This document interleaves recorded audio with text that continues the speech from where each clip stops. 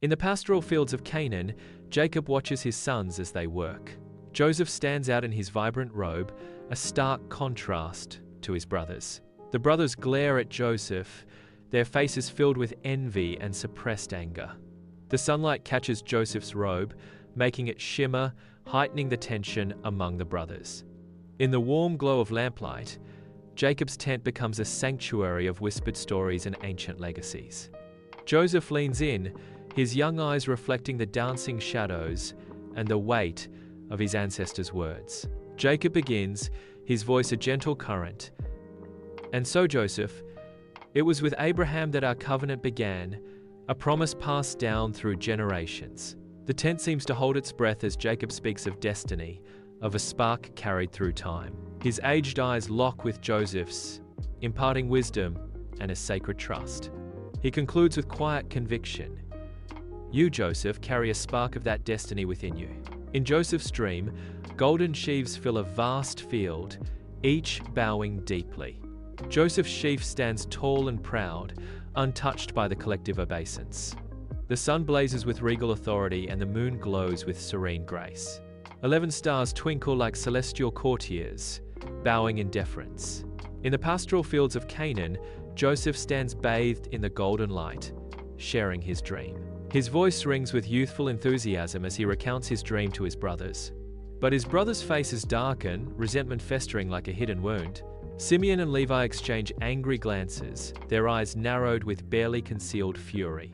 Their shared fury simmers beneath the surface as Levi's eyes narrow further, mirroring Simeon's resentment. The unspoken question hangs heavy in the air. He thinks he will rule over us? Under the endless sky of Dothan, brothers watch over their flocks, their figures small against the vastness. A lone figure materializes on the horizon, growing larger with each step. The unmistakable coat of many colors heralds Joseph's arrival, sent by Jacob. Judah's voice cuts through the calm. "Here comes the dreamer. Let's kill him." In the desolate landscape of Dothan, Reuben persuades his brothers to cast Joseph into a dry cistern, sparing him from immediate death.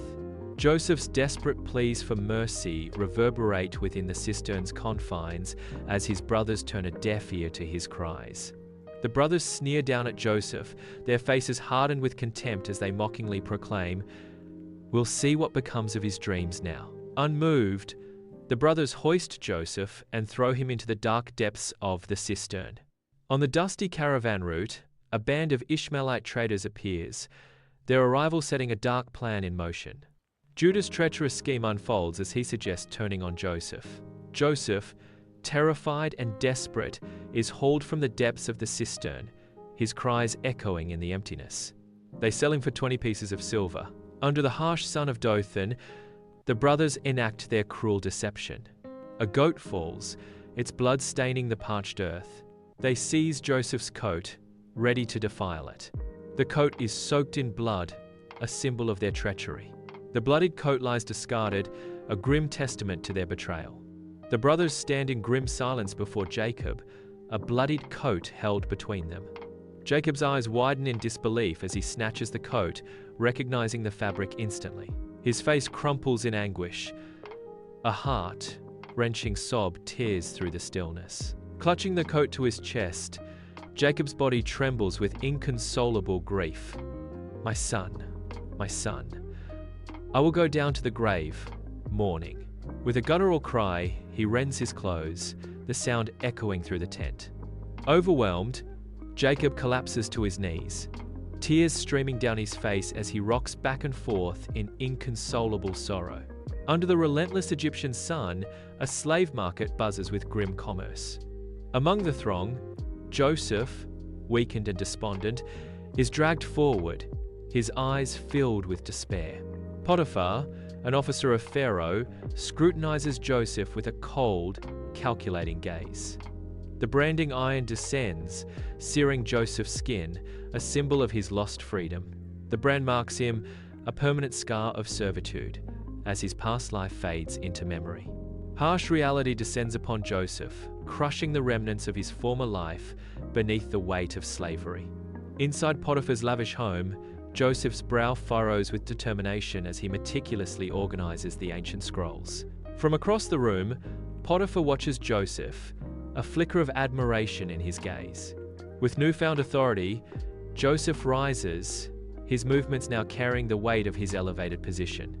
Overseeing the household, Joseph ensures every task is executed with precision and honesty. In the dimly lit room, shadows play across the walls, setting a stage for temptation. Potiphar's wife attempts to seduce Joseph. Joseph stands firm, his expression resolute, unwavering against the seductive advances. Joseph's voice cuts through the sultry atmosphere. "I cannot betray my master's trust."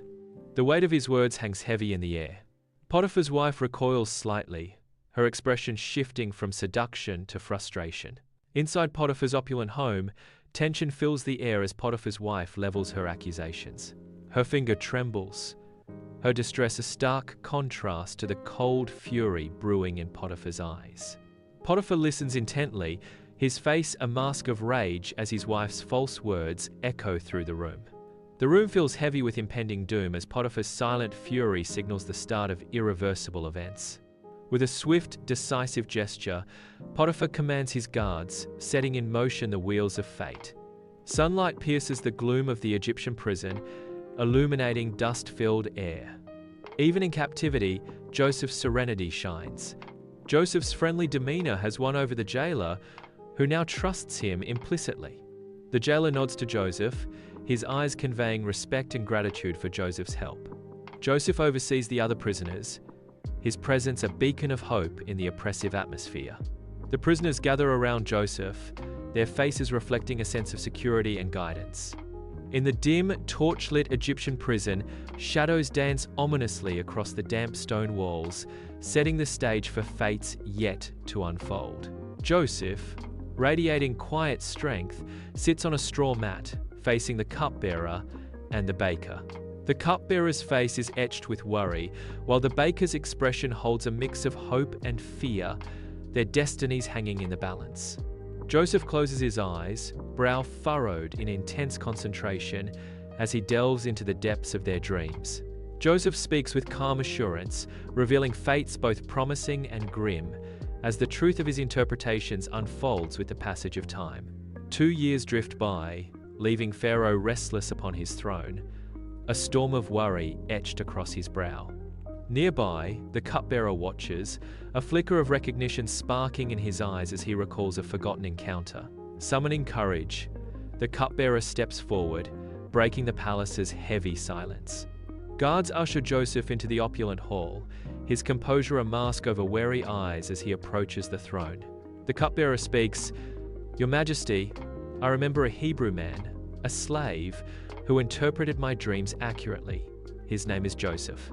Sunlight bathes the opulent chamber, revealing the pharaoh's unease as Joseph prepares to interpret the royal dreams.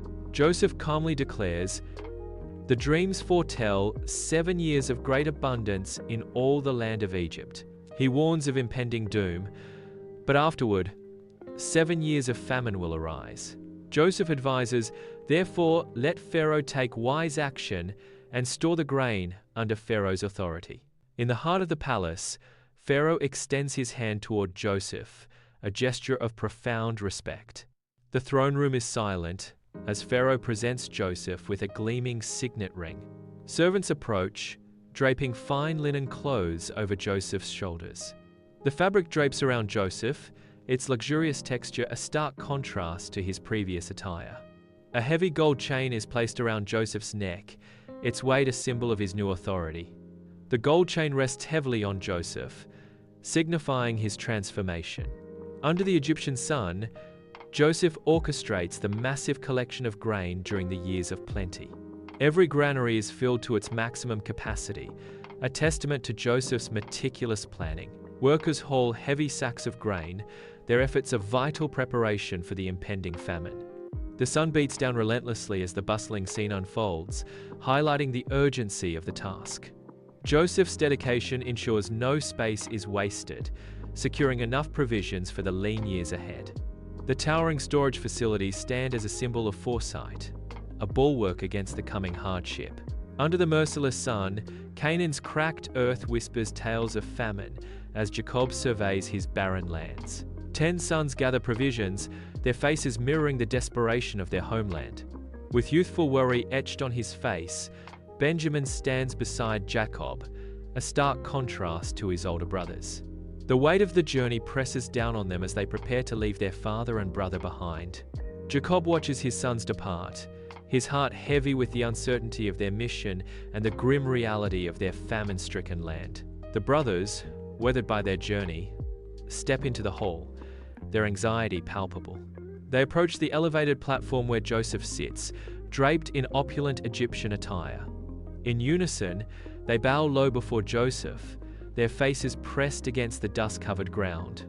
Joseph observes his brothers, a hidden spark of recognition flickering in his eyes. He maintains a stoic facade, concealing his identity as he beholds the fulfillment of his childhood dream. In Joseph's imposing office, sunlight blazes as Joseph confronts his brothers with a stern accusation.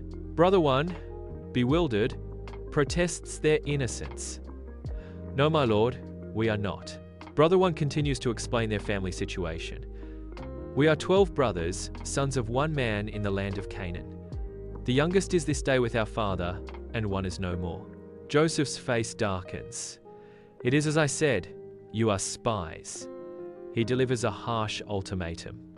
Joseph's hardened expression softens, the mask of the Egyptian official dissolving, revealing the brother they once knew. His brothers recoil, terror seizing their faces as the truth dawns. Retribution looms for their past sins. In a moment of revelation, Joseph declares, "I am Joseph.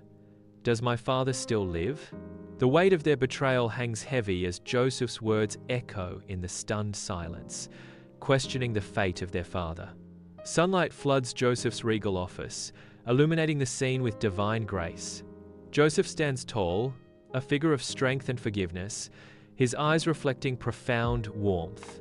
His brothers stand before him, their heads bowed in shame, hearts heavy with remorse.